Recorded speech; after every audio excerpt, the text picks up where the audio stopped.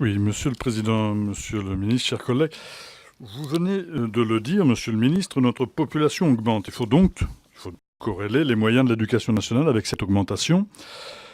Alors, ouvrons des centres d'accueil, recrutons des personnels enseignants et administratifs, donnons les moyens humains et financiers à ce grand ministère pour réussir.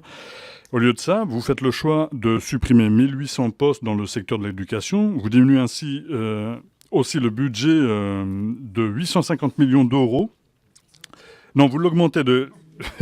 Oui, comme c'est très compliqué. Parce qu'à la fin, ça devient très simple. Ça diminue.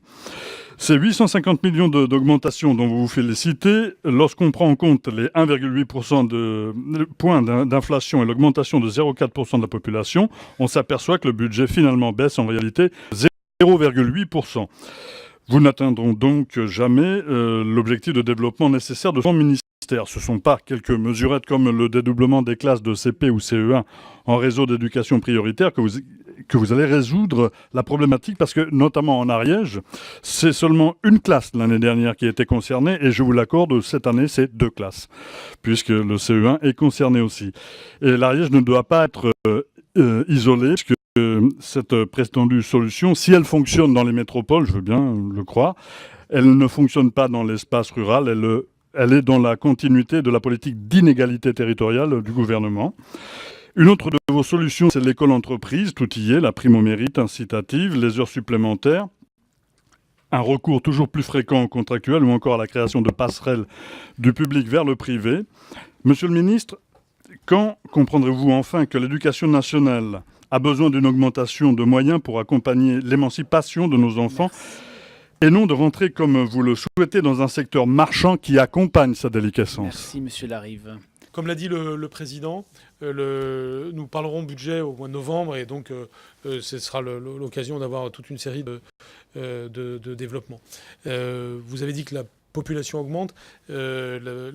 Actuellement, malheureusement d'ailleurs, la démographie du premier degré est en baisse. Et nous créons des postes dans le premier degré, et nous continuerons à le faire à la rentrée prochaine.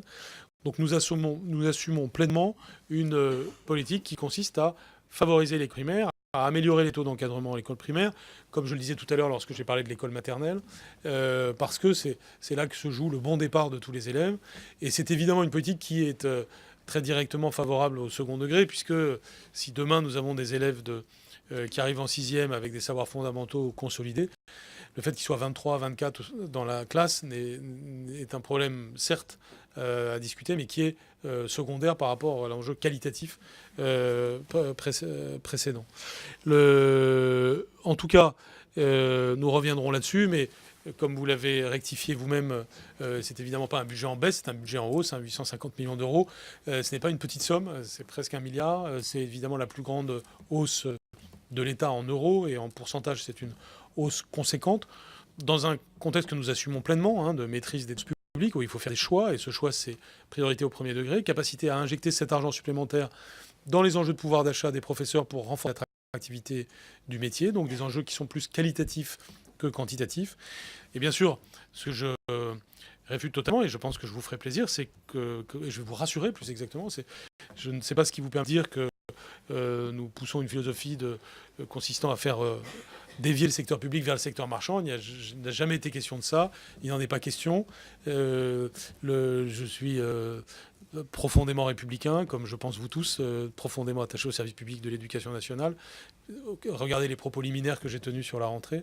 Je n'ai aucun projet de marchandisation de l'éducation. Je pense que ça fait vraiment partie, pardon de vous lire, mais des slogans un peu tout faits, mais qui viennent comme l'eau sur la plume du canard, parce que je n'ai tout simplement aucun angle, vous ne trouverez aucun angle d'attaque sur cette question.